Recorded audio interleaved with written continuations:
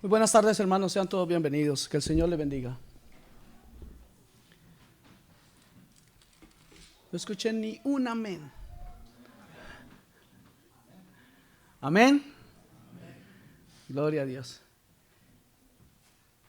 Es un gusto poder estar una vez más con ustedes aquí. Veo que algunos hermanos que estaban evadidos, de vacaciones, están de vuelta y echamos de menos a otros que no han podido estar hoy. Pero bueno, vamos a gozarnos aquí los que estamos, ¿cierto? ¿Le parece? Es un momento precioso con Dios, que no está supeditado, que no está limitado a la presencia de ningún otro hermano, sino a nuestra presencia y nuestra comunión con Dios. Amén. Bien, algunos o la mayoría de ustedes saben que estamos llevando una serie o un estudio a la carta a los Efesios. Y quiero tomar desde ya algunos versículos y me gustaría que entonces me acompañen a la carta de Efesios capítulo 1 y vamos a leer a partir del versículo número 8. Versículos que ya hemos visto, algunos de ellos, pero quiero retomarlos de alguna manera, pues es importante que tengamos el orden de los versículos que venimos viendo. Retomar y repetir siempre es bueno. ¿Cuántos saben y creen en el ministerio de la repetición?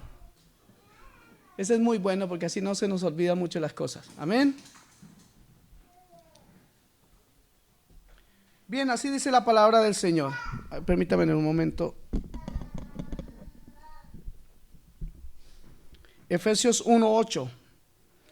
Refiriéndose a Dios, dice la escritura que hizo sobreabundar para con nosotros en toda sabiduría e inteligencia, dándonos a conocer el misterio de su voluntad según el beneplácito, según su beneplácito, el cual se había propuesto en sí mismo de reunir todas las cosas en Cristo en la dispensación del cumplimiento de los tiempos, así las que están en los cielos como las que están en la tierra.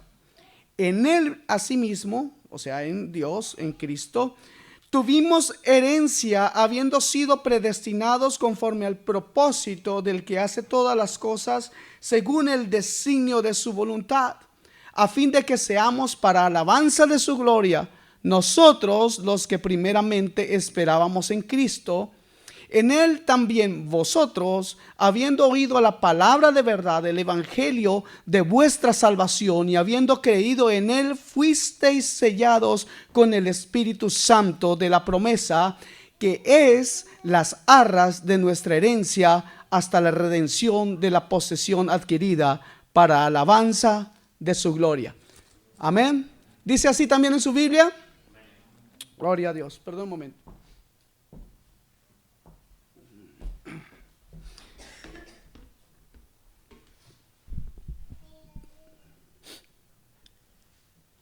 Leímos hace un momento, en los versículos 8 en adelante, que Él nos ha revelado la voluntad, su voluntad. Esta carta a los Efesios tiene mucho que decir acerca del plan de Dios para su pueblo. Un plan que no fue plenamente comprendido ni siquiera en los tiempos o en la época de Pablo. Leímos que Él nos ha revelado su voluntad y la palabra del Señor nos habla de un misterio. La palabra misterio no tiene nada que ver con lo misterioso. Significa un secreto sagrado, antes oculto, pero ahora revelado exclusivamente al pueblo de Dios. Amén. Exclusivamente al pueblo de Dios. En el hebreo original, esa palabra misterio significa el plan de Yahvé. Nosotros los creyentes, por tanto, somos el círculo íntimo de Dios. Pues ¿a quién usted le cuenta sus secretos? ¿A todos? Definitivamente nosotros contamos nuestros secretos a las personas más cercanas, a nuestro círculo más cercano. Así Dios ha querido contarle a sus hijos, a su familia, el plan que Él tiene para nuestras vidas, para la humanidad y para toda la tierra, incluso para la naturaleza y para las partes celestiales, como lo veremos más adelante. Entonces se nos permite tener parte en el ministerio que Dios un día, escuche esto, este ministerio que Dios hará, que tiene este plan de Dios, Dios un día unirá todas las cosas en Cristo. Eso dice el versículo 10. Dice que Él unirá todas las cosas en Cristo, incluso las que están en los cielos. Eso suena bastante alentador, ¿verdad? Pero ¿se ha puesto usted a pensar cómo podrá Dios restaurar, ordenar, unir todas las cosas, aún las celestiales? ¿Cómo podrá Dios hacer eso? Bueno, podremos darnos cuenta de algo y sabemos algo también nosotros. Dios es omnipotente. ¿Cuántos saben eso?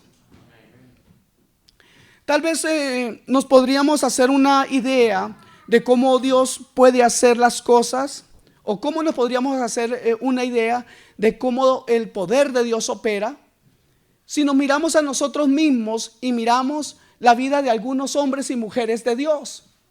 Un ejemplo claro está en nosotros mismos. Aquellos que hemos ya caminado con Dios, aquellos que hemos nacido de nuevo, podemos decir claramente hoy que nosotros ya no pensamos como antes. ¿Sí o no? El que es nacido de nuevo ya no piensa como antes. El que es nacido de nuevo ha entregado su vida a Cristo y es el Espíritu de Dios quien guía su vida. El que es nacido de nuevo, si robaba ya no roba, si vivía en adulterio ya no lo hace, si era un fornicador no lo sigue haciendo. El que es nacido de nuevo ha cambiado su vida. Y uno puede decir, wow, pero ¿cómo es esto posible que este que antes fue un sicario hoy en día proclame la palabra de Dios? ¿Qué fue lo que le pasó? ¿Cuáles son las cosas que han sucedido? Si este hombre que era drogadicto durante tantos años y lo mandaron tantas veces a recuperación, su familia se gastó una fortuna tratando de recuperar a este hermano, a este hijo que estaba perdido en las drogas, pero de pronto no pasaba nada con él. Cada vez se escapaba de los sitios, formaba los problemas en la familia, pero un día conoce a Cristo y lo que el poder de los hombres no pudo hacer, el poder de Dios lo puede hacer. Así Dios unirá todas las cosas en Cristo. Así Dios restaurará todas las cosas en Cristo. ¿Cuántos dicen amén a esto? Amén. Mire, hermanos, disculpen un momento. Bueno, Él es omnipotente, como les decía. Y entonces vemos en nuestras propias vidas lo que Él ya ha hecho. Y si todavía Dios no ha hecho grandes cosas en su vida, usted tiene la seguridad de Dios. Y si usted no tiene la seguridad de su salvación, de Dios en su corazón, si esto no ha pasado todavía en su vida, si usted aún sigue esperando que los milagros o que en su vida haya ese cambio, pues déjeme decirle algo. Piensa en lo siguiente. Dios tiene el poder, ya lo dije como esta vez la tercera vez. No solamente que Dios tiene el poder para unir todas las cosas, sino que también Dios tiene el poder para unir su corazón, que tal vez ha sido despedazado o está hecho pedazos por un dolor que usted vive hoy. Está despedazado también por el pecado que usted mismo ha practicado. Pero Dios tiene el poder de restaurar y unir todas las cosas.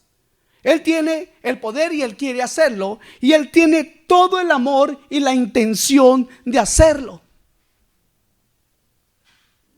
Parece que no me creen. ¿Creen que Dios tiene el poder? Sí. ¿Creen que Dios tiene el amor? ¿Creen que Él tiene la intención? Pues es de veras que sí. Él ya lo demostró. Él envió a su Hijo a morir por usted y por mí, por nuestros pecados. Él tiene la intención, Él tiene el anhelo, Él tiene el deseo de unir, de restaurar aún las cosas más profundas de su vida, de su corazón, de su alma. Si Él tiene el poder para unir las cosas incluso celestiales, ¿cómo no tendrá el poder para restaurar su vida y su corazón? Si Dios nos dio a su Hijo, a su único Hijo, y dice la Escritura que si Dios nos entregó a su propio Hijo, ¿cómo no nos dará con Él juntamente todas las cosas? Pero si su vida aún no tiene ese fruto, quiero hacerle una pregunta. ¿Qué impide que eso suceda? ¿Qué impide que usted todavía no camine realmente con Dios? ¿Sabe dónde está la respuesta? En su propio corazón. Si hay alguien aquí que todavía no ha entendido lo que Dios hace y puede hacer en su vida, la respuesta está en un corazón orgulloso, un corazón egoísta, un corazón que rebelde. Y dura cosa es caer en las manos del Dios vivo. Amados hermanos, desde que el pecado entró en el mundo, las cosas se han ido echando a perder. En primer lugar, el hombre fue separado de Dios. ¿Recuerdan lo que Dios hizo con Adán, cierto? Bueno, Adán, te portaste mal, pues te vas de aquí. ¿Sabe? Ayer tuve una conversación con una persona que me decía, no, tengo un problema. Mi hijito, mi niño de 26 años, ya cuando me dijo 26 años como que me pasó un poquito grueso por aquí. Mi niño de 26 años es adicto al juego.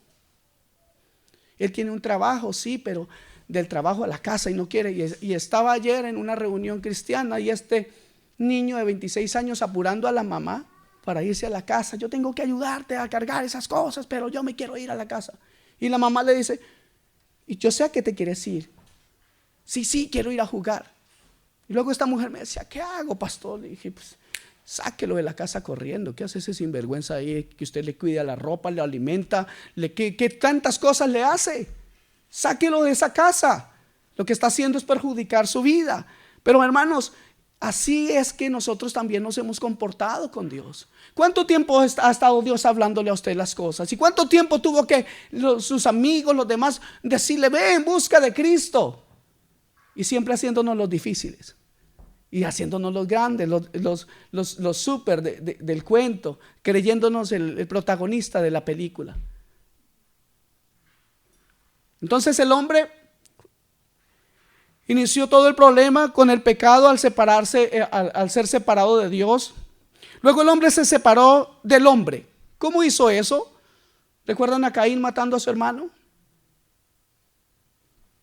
La gente trató, luego después tocando otro tema, la gente trató o se separó o quiso mejor mantener cierta clase de unidad.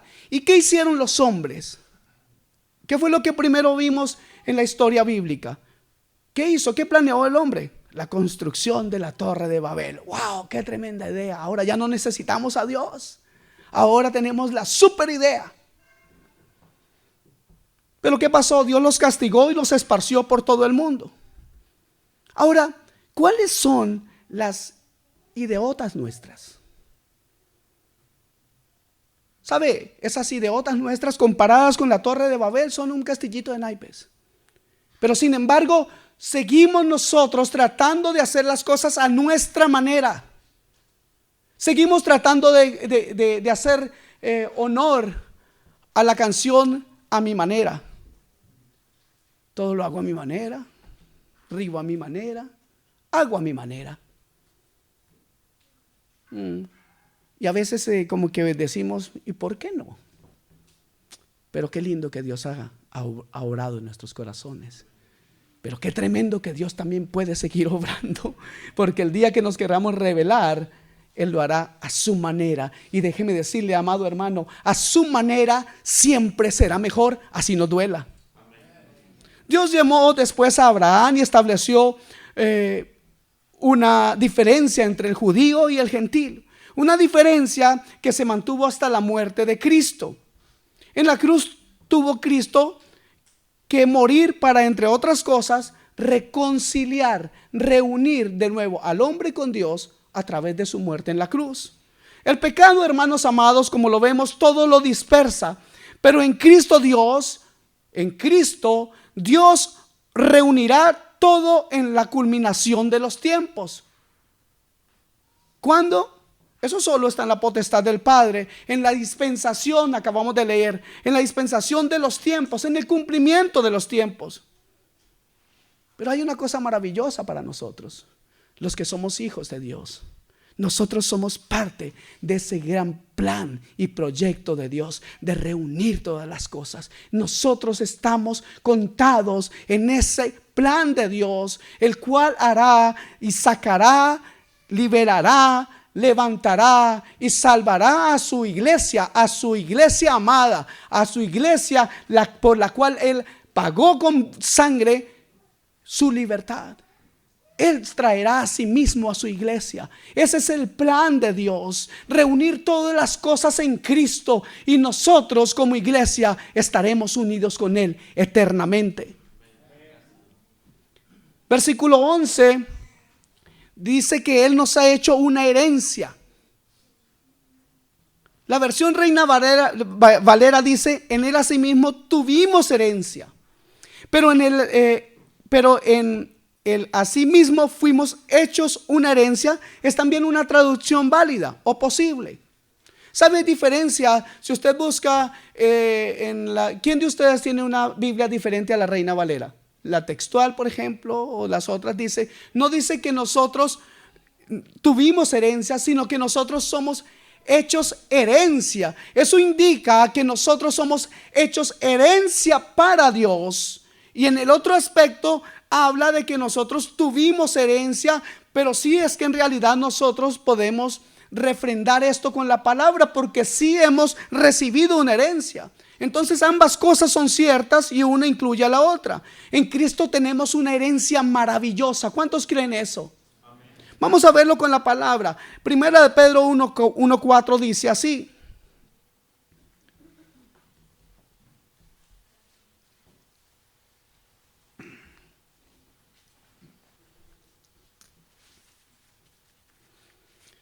el apóstol Pedro dice en el versículo 1,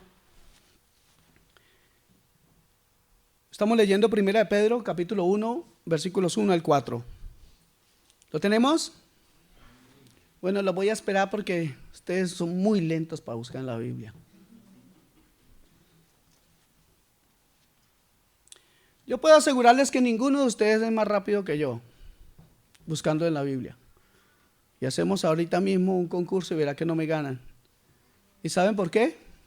Porque yo ya los tengo aquí, pues. No tengo mucho que buscar. Primera de Pedro, capítulo 1, versículos 1 al 4.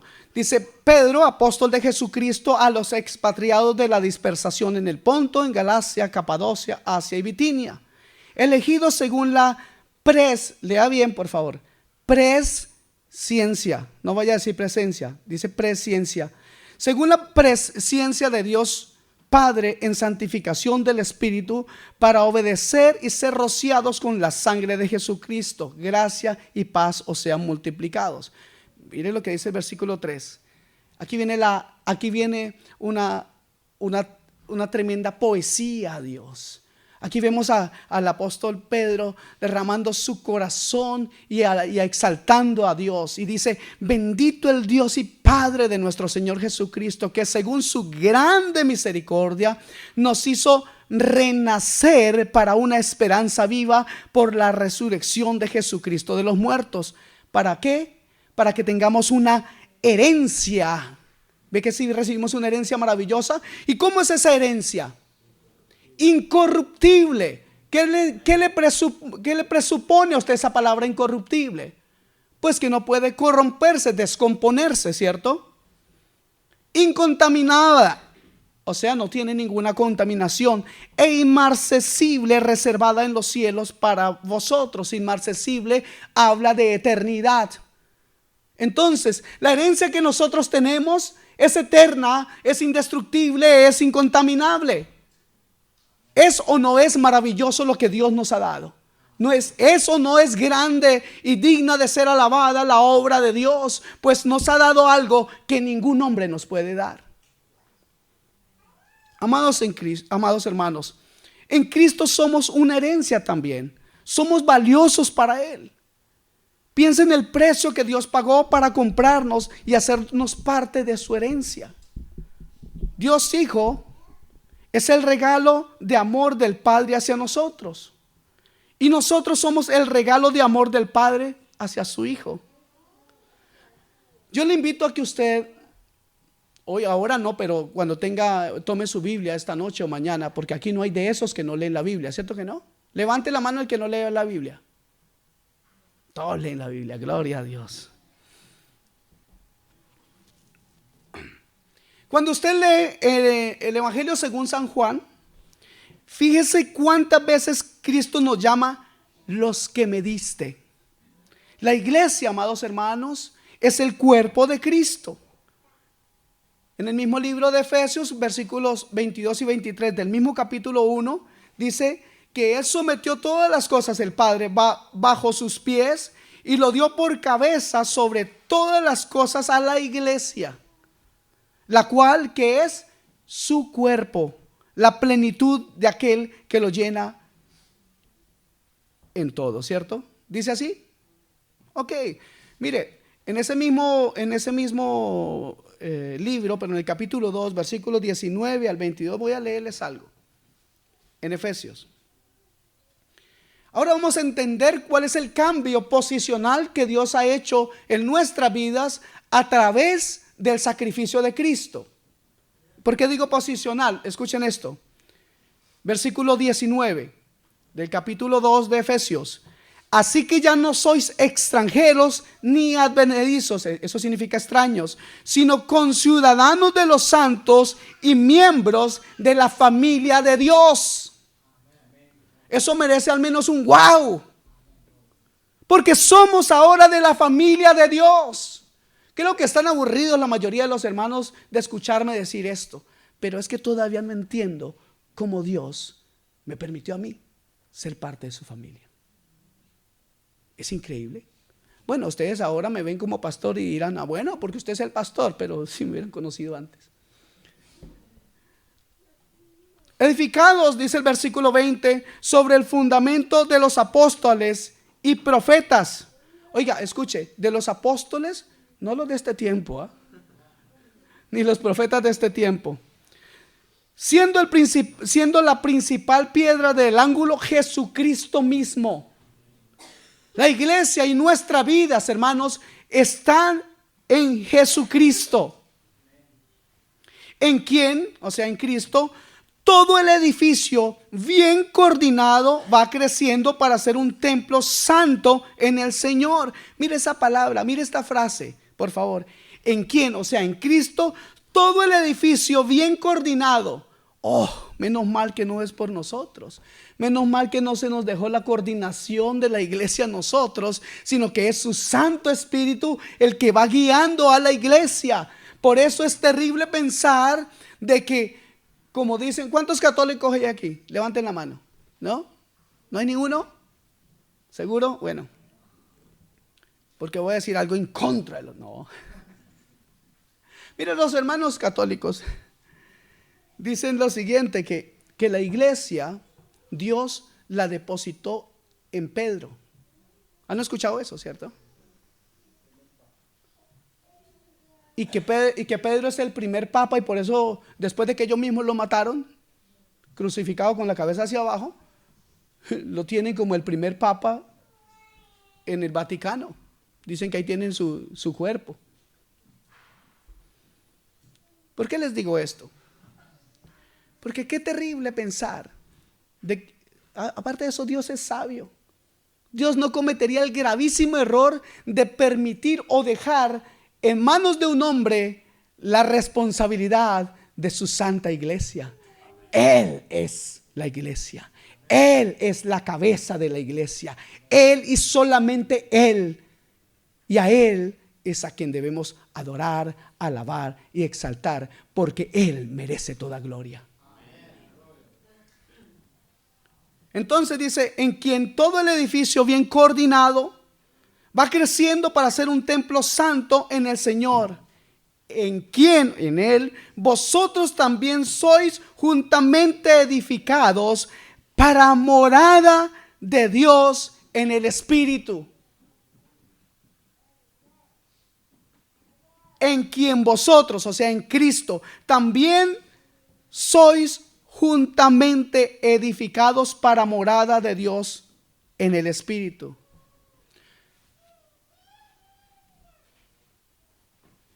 Una cosa maravillosa que ha pasado en el momento en el que Dios ha permitido que nosotros seamos sus hijos es que no se quedó contento con salvarnos. También he dicho esto muchas veces, pero me complace siempre decirlo. Dios no se quedó contento solamente con salvarnos. Dios dijo: no, esto solamente salvarlos no quiero. Creo que no merecen esto, pero yo se lo voy a dar porque les amo. ¿Y qué fue lo que hizo? Nos hizo coherederos con Cristo. ¡Wow!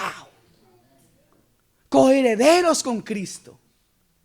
¿Pueden pensar en eso? Nosotros no tenemos o no teníamos en ningún momento ningún derecho. Ni siquiera no tenemos ningún derecho moral por cuanto todos hemos pecado y estamos destituidos de la gloria de Dios. No teníamos ningún derecho de consanguinidad. O sea, no teníamos ningún derecho legal como herederos de Dios, pues no pertenecemos a su propia sangre. No éramos lo mismo, nuestra naturaleza y nuestra sangre es diferente porque nuestra naturaleza está caída. Por lo tanto, por familiaridad tampoco teníamos ningún derecho para ser coherederos, sino que esto es el amor, la misericordia y la gracia de Dios derramada sobre nosotros, que cuando creemos en Cristo, Dios dice: ya ustedes no son advenedizos, no son extraños, ahora son de mi familia, y todo lo que a mi hijo le pertenece, todo eso le pertenece también a ustedes. Ese es el Dios que tenemos. Diga gloria a Dios.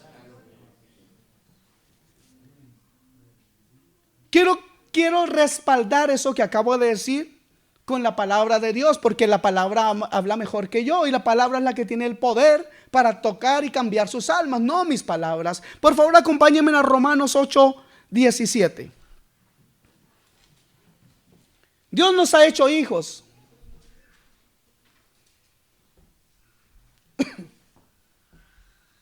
Romanos 8:17.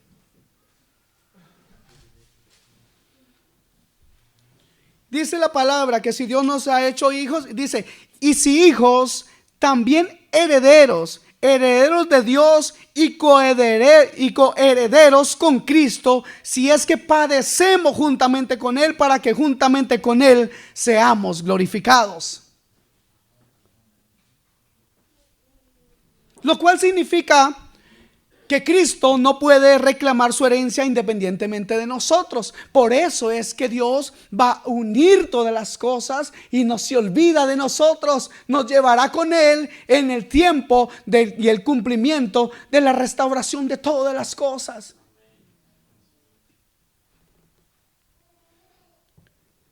Vamos a ver ahora una parte interesante. Vamos a ver bendiciones de parte de Dios en el Espíritu.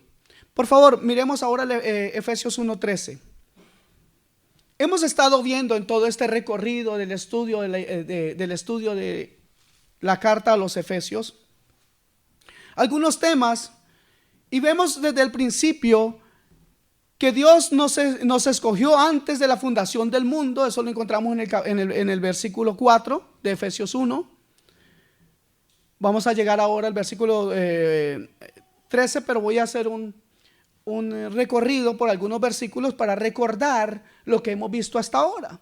Entonces en el versículo 4 del capítulo 1 dice que Él nos escogió antes de la fundación del mundo para que fuéramos santos y sin mancha delante de Él. Nos escogió también en amor y nos predestinó para ser adoptados. Ojo con eso, la predestinación no habla aquí. No habla de que Dios toma a unos y a otros los deja, que toma a unos para salvación y a los otros para perdición. No, aquí está hablando claramente que están predestinados para ser adoptados por Cristo Jesús, por medio de Jesucristo, según el puro afecto de su voluntad, según su amor. Y lo hizo con un motivo. ¿Cuál es el motivo? El motivo por el cual Dios salva a los hombres, ¿cuál es? Para alabanza de la gloria de su gracia, con la cual nos hizo aceptos en el amado. Y teníamos que ser aceptados en Cristo, pues en nosotros no había ni hay nada que pueda ser aceptado en el cielo, porque carne y sangre no heredarán el reino de los cielos, y porque nosotros por nuestras propias obras no tenemos entrada a la patria celestial.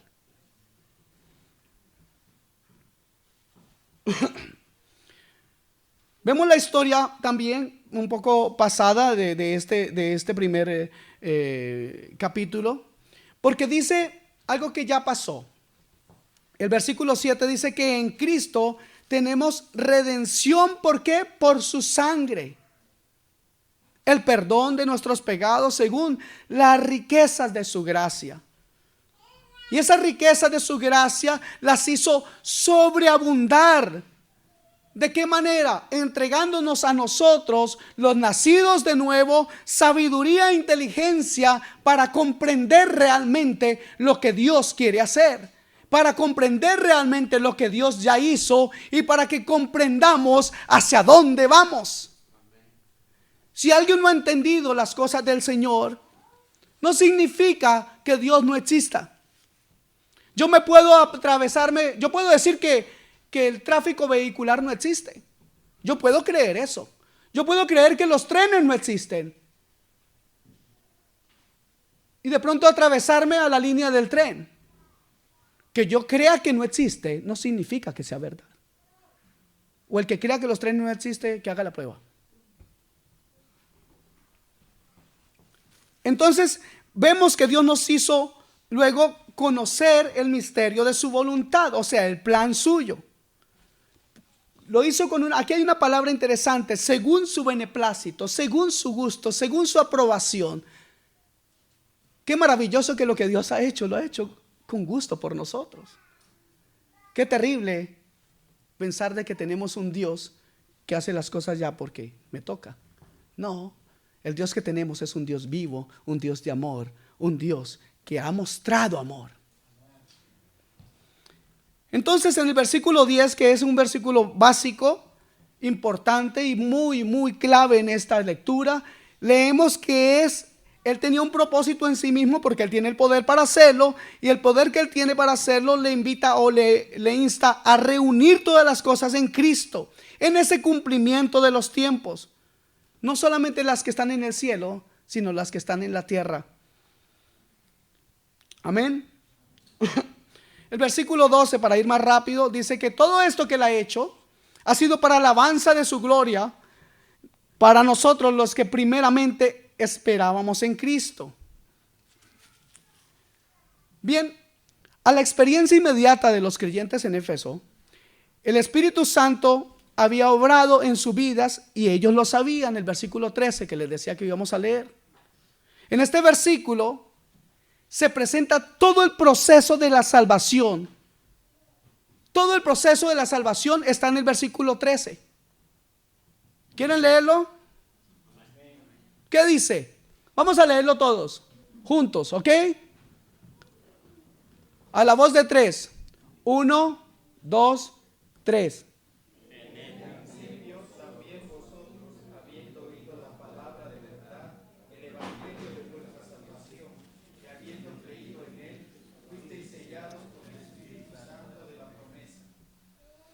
Primero que hicieron, oyeron. Ok, perfecto. Entonces Él nos ha sellado. Este versículo, le digo, dice todo lo que tiene que saber alguien con respecto a la salvación. Dice cómo el pecador llega a ser santo. En primer lugar, oye el evangelio de salvación. Y en este punto me gustaría, o no sé si me permiten hacerles una pregunta. ¿Me permiten hacerles una pregunta? Uno nomás, los demás dicen que no. Bien. Los hermanos de Éfeso sabían que el Espíritu de Dios moraba en ellos. El Espíritu Santo había obrado en su vida, en sus vidas. Ellos habían sido sellados. Ellos lo sabían. Y la pregunta mía es: ¿qué evangelio hemos escuchado?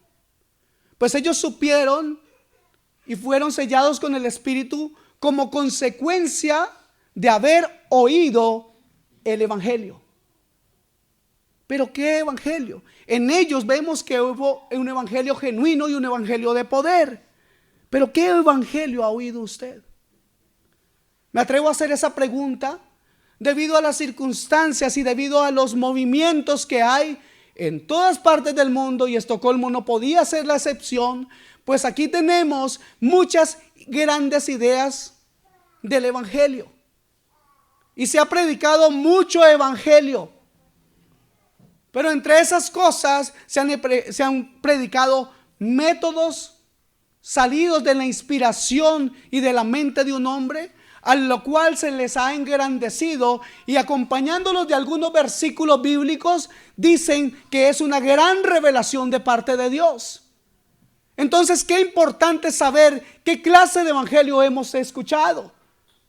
Qué maravilloso si hoy nosotros podemos decir: he escuchado el evangelio basado y fundamentado en la palabra de Dios y no en el método ni la idea de ningún hombre, pues no hay hombre que pueda salvar a ningún hombre. La palabra de Dios dice exactamente eso, y dice que es la ley de Dios, la palabra de Dios, la que puede convertir las almas. Por eso no queremos predicar algo que no sea Biblia, porque solamente la Biblia tiene el poder para cambiar a los hombres, tiene el poder para restaurar a los hombres y tiene el poder para resucitar a los hombres. En esto consiste el verdadero evangelio. Este consiste en las buenas nuevas de que Cristo murió por nuestros pecados, fue sepultado y resucitó. En eso consiste básicamente el evangelio. Primera de Corintios, por favor, capítulo 15, versículos 1 al 4 dice, ustedes lo van buscando y yo lo voy leyendo. Pablo, hablando a los hermanos en Corinto, les dice lo siguiente: además os declaro, hermanos, el evangelio que os he predicado, el cual también recibisteis, en el cual también perseveráis. Primera de Corintios, capítulo 15, versículos 1 al 4 estoy. Voy ahora en el versículo 2. Por el cual asimismo, si retenéis la palabra que os he predicado, sois salvos, si no creísteis en vano. A ver, vamos a ver. ¿Significa eso que uno puede perder la salvación? No.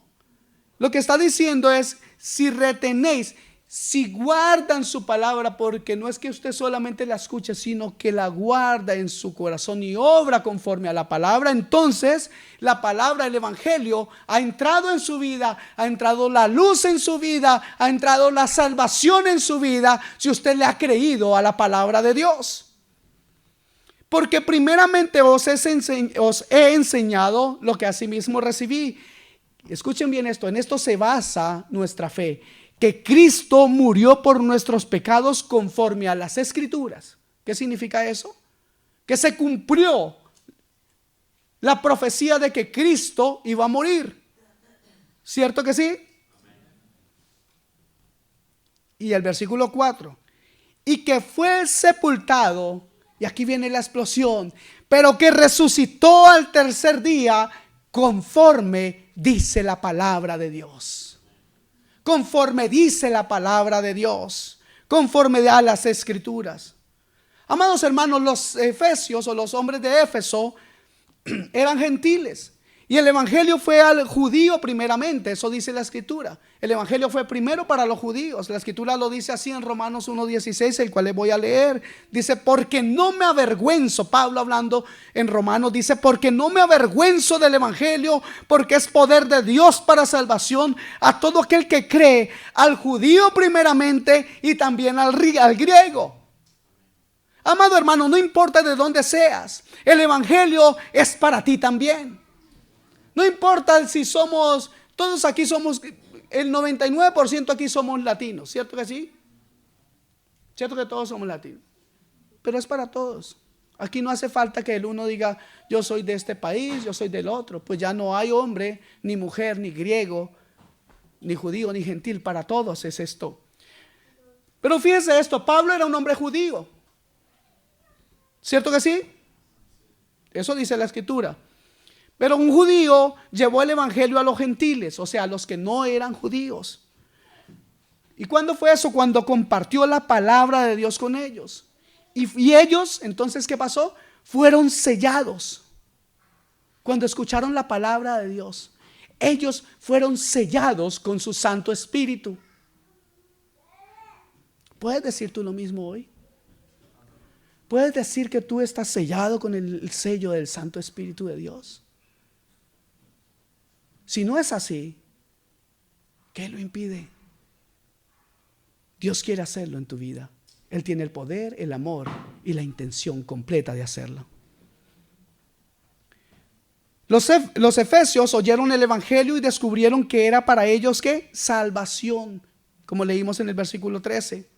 Aunque la Biblia enseña acerca de la elección, también proclama ir por todo el mundo y predicar el evangelio a toda criatura. ¿Por qué hago esa aclaración? Porque, hermanos, que cuando hablamos de elección, muchas personas no les gusta esa clase de palabras, pues piensan que solamente es para algunos. Pero Dios no hace acepción de personas. Dios dice en la Escritura que Él quiere que todos sean salvos.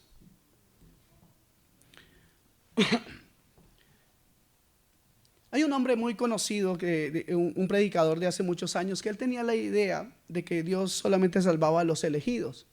Pero un día, como dicen en México, le cayó el 20. Y él comenzó a orar así: Señor, salva a todos los elegidos y elige a muchos más. Y elígelos a todos.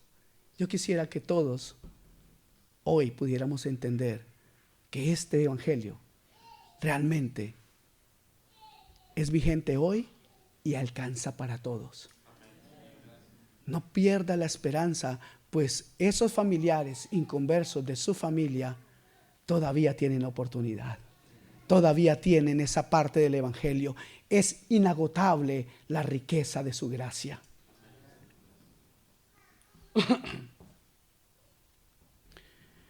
Efesios 2, 8, 9 nos muestra algo.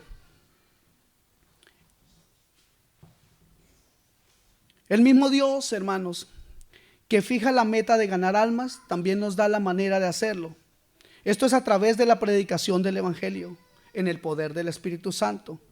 Miren lo que Efesios 2:9 dice: que ellos, por haber oído la palabra del Señor, dice, porque por gracia sois salvos por medio de la fe. Ahora fue la fe la que obró, y esto no es de vosotros, pues es don de Dios. La fe actúa en sus vidas, es un don de Dios para que usted sea salvo, para que usted sea salva. No por obras, para que nadie que se gloríe. Esto de alguna manera también nos habla o ejemplifica lo que Pablo escribe en Romanos 10, 13 al 15. Dice lo siguiente: porque todo aquel que invocar el nombre del Señor será salvo. Y luego hay una pregunta de Pablo, guiado por el Espíritu Santo, y dice: ¿cómo pues invocarán a aquel en el cual no han creído? ¿Y cómo creerán en aquel de quien no han oído? ¿Y cómo oirán sin haber quien les predique? ¿Y cómo predicarán si no fueren enviados? Como está escrito: cuán hermosos son los pies de los que anuncian la paz, de los que anuncian las buenas nuevas.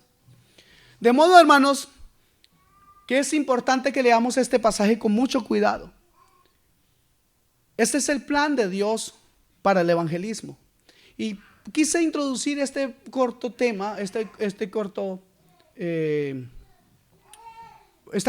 porción, porque nosotros estamos en un estudio de evangelismo.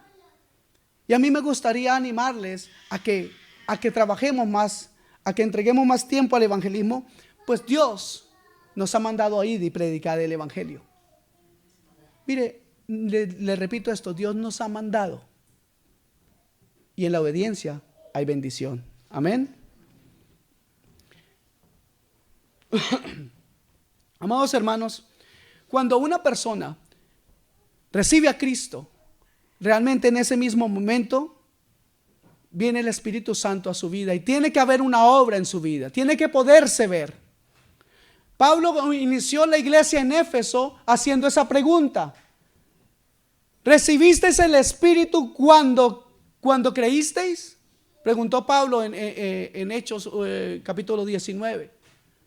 Le preguntó a los primeros hermanos en Éfeso: ¿recibiste el Espíritu? Y ellos dijeron: ¿de qué Espíritu me habla? Entonces solamente hemos recibido el bautismo de Juan. Qué importante es esto, hermanos. Cuando una persona ha nacido de nuevo, cuando una persona ha recibido de verdad el Evangelio, eso se nota. Por eso esta muletilla que hay en algunos que dice: sí, el hermano es salvo, pero aún no ha dado fruto. ¿Han escuchado esto? ¿Sí? Así que cuando le digan que el hermanito no ha dado fruto, pues dígale que le devuelvan la plata, hermano, porque es que no puede ser verdad. No puede ser verdad que alguien que ha nacido de nuevo no camine verdaderamente con Dios. No puede ser cierto.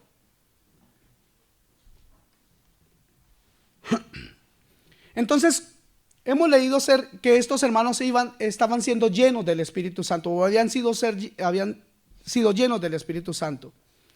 ¿Cuál es el significado de ser llenado con el Espíritu Santo? En primer lugar, habla de un proceso terminado. No es de algo ya terminado, de una obra terminada. No es por pedacitos que usted recibe al Espíritu Santo. Usted recibe al Espíritu Santo de verdad. Vamos a adelantar un poco el tema y entendamos algo importante. ¿Qué es un sello? Una marca. Pero un sello también es algo que de alguna manera permite que se conozca el dueño de las cosas que son selladas. O también el sello demuestra autoridad. ¿Recuerdan cuando Cristo murió, que pusieron una piedra y qué más dijeron? Pongan un sello sobre esa piedra. También recuerdo rápidamente a Daniel. Cuando Daniel estuvo en el foso de los leones, ¿qué pasó? Pusieron una piedra. Y luego después de eso vino Darío, ¿y qué hizo? Puso un sello. Entonces, hoy en día, así que tenemos que ver que el creyente que le pertenece a Dios, básicamente es esto: tiene un sello en su vida. ¿Cuál sello? El del Espíritu Santo. El creyente le pertenece a Dios y está seguro y protegido porque es parte de una obra ya hecha. El Espíritu Santo no es algo que usted va a recibir a cuentagotas, hermanos. Amén. Esto es una verdad y Cristo lo dijo en Juan capítulo 14 versículos 16 y 17. El Señor dijo lo siguiente: y yo rogaré al Padre y os dará otro consolador para que esté con vosotros para siempre, el Espíritu de verdad, el cual el mundo no puede recibir porque no le ve ni le conoce, pero vosotros le conocéis porque mora en vosotros. Hermanos amados, el Espíritu Santo permanece con el creyente para siempre. No está por algunas veces solamente. Vamos a mirar un versículo más. Veamos esto. El Espíritu Santo es el primer depósito de Dios para garantizarle a sus hijos que terminará su obra y lo llevará finalmente a la gloria. Filipenses 1:6 dice: estando persuadido de esto, que el que comenzó en vosotros la buena obra la perfeccionará hasta el día ¿de quién? De Jesucristo. Tener al Espíritu Santo garantiza muchas cosas.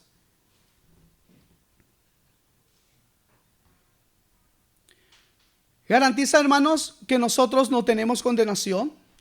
Garantiza, hermanos, que tendremos libertad a través del Espíritu.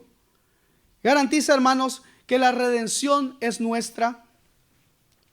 Garantiza, mis amados hermanos, que estaremos con el Señor por siempre. Y voy a leerles rápidamente Romanos 8, capítulo 8, versículos 1 al 4. La palabra de Dios dice así. Escuche bien la primera frase.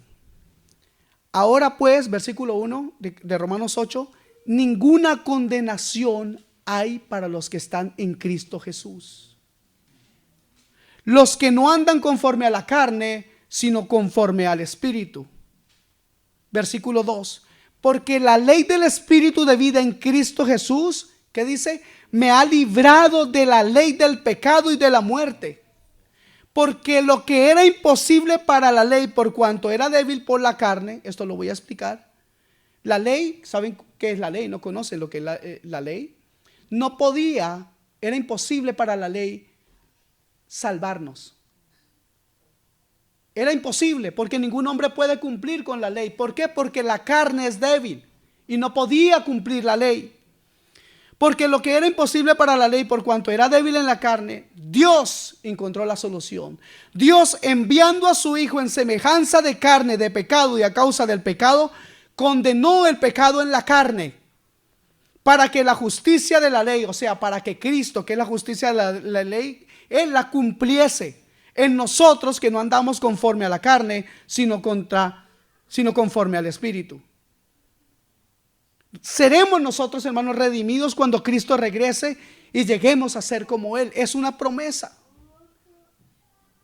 Ustedes han leído y escuchado esto, que el Padre quiere que todos nosotros seamos que hechos a qué, a la imagen de quién. Eso significa que Dios quiere tener una familia con muchos hijos similares, iguales o a la imagen de su Hijo amado. Hoy en día encontraríamos en este pacto, sello o compromiso. Hoy en día en Grecia todavía se maneja de otra manera, se usan las palabras de esa manera. Entonces esa palabra que es sello también significa anillo. Y no es un anillo de compromiso, una seguridad, una garantía de que las promesas serán hechas o cumplidas algún día. Dios le ha entregado a su iglesia un anillo, el Espíritu Santo, las arras. Nuestra relación con Dios a través de Cristo no es tan solo una relación comercial, hermanos. No es que hacemos un pacto. ¿Cuántos han hecho alguna vez un negocio y dan el anticipo? ¿Cómo le llaman a eso? El pie. Las arras se llama en realidad. ¿Saben, hermanos? Aquí hombres y mujeres, ustedes y yo, hoy podemos estar unánimes en un sentir y podemos tener todos juntos, hombres y mujeres, repito esto, el mismo anhelo que tiene una mujer comprometida en matrimonio cuando mira su anillo y dice: tengo un anillo que dice que me voy a casar con este hombre. Pero hoy nosotros espiritualmente podemos mirar esto. Tenemos la promesa del Señor. Nosotros, la iglesia, su novia, podemos esperar en Él. Y Él va a cumplir. Porque si Él lo ha prometido, Él no va a dejar plantada a la novia, hermanos. Dios es un Dios que es un caballero. Dios no se parece a los hombres en ese sentido de que no cumplimos lo que nosotros prometemos. Amados hermanos, ya casi estoy terminando. Ya saben que cuando digo esto me falta media hora, pero se me están durmiendo. Así que quiero decirles solamente lo siguiente, para terminar. Nosotros somos ricos en Cristo. Ya lo dije una vez, el hecho de que muchas personas o que muchos hombres hayan distorsionado el evangelio y traten a las riquezas primeramente o como algo principal en su vida o como lo número uno en su vida, no significa que nosotros no podamos decir que somos ricos en Cristo. Las riquezas nuestras no necesariamente tienen que ser materiales. Nuestra riqueza está en el cielo. Nuestra riqueza proviene del rico. Nuestra riqueza proviene de aquel que es dueño del oro y la plata. Nuestra riqueza proviene de aquel que es rico en amor y en misericordia. Estas riquezas no solamente estas riquezas son solo el principio. Siempre habrá riqueza espiritual disponible al caminar con Dios. La Biblia, hermanos, entonces es nuestra guía y el Espíritu Santo es nuestro maestro. A medida que escudriñamos la palabra de Dios, descubrimos más y más y más riquezas que tenemos en Cristo Jesús. ¿Sabe? Qué lindo que esas riquezas no se agotan como se agotan las riquezas materiales. Hace unos años recuerdo, mi hija estaba muy pequeñita y estaba hablando con un amigo sobre un dinero que teníamos que pagar. Y mi hijita me jala escuchando nuestra conversación, yo no me daba cuenta que ella estaba tan atenta. Mi hijita me jala de la ropa y me dice: pero papi, allá hay un sitio de esos donde tú sacas plata, ¿por qué no vas a sacar? Ese es el entendimiento que pueden tener los niños de las cosas de los adultos. Pero hoy quisiera que por favor pensáramos en las riquezas que tenemos en el cielo. Que pensemos en la riqueza que tenemos en Dios. Que pensemos realmente que nosotros nunca enfrentaremos ese problema de escasez, pues en el Señor hay mucha, mucha riqueza.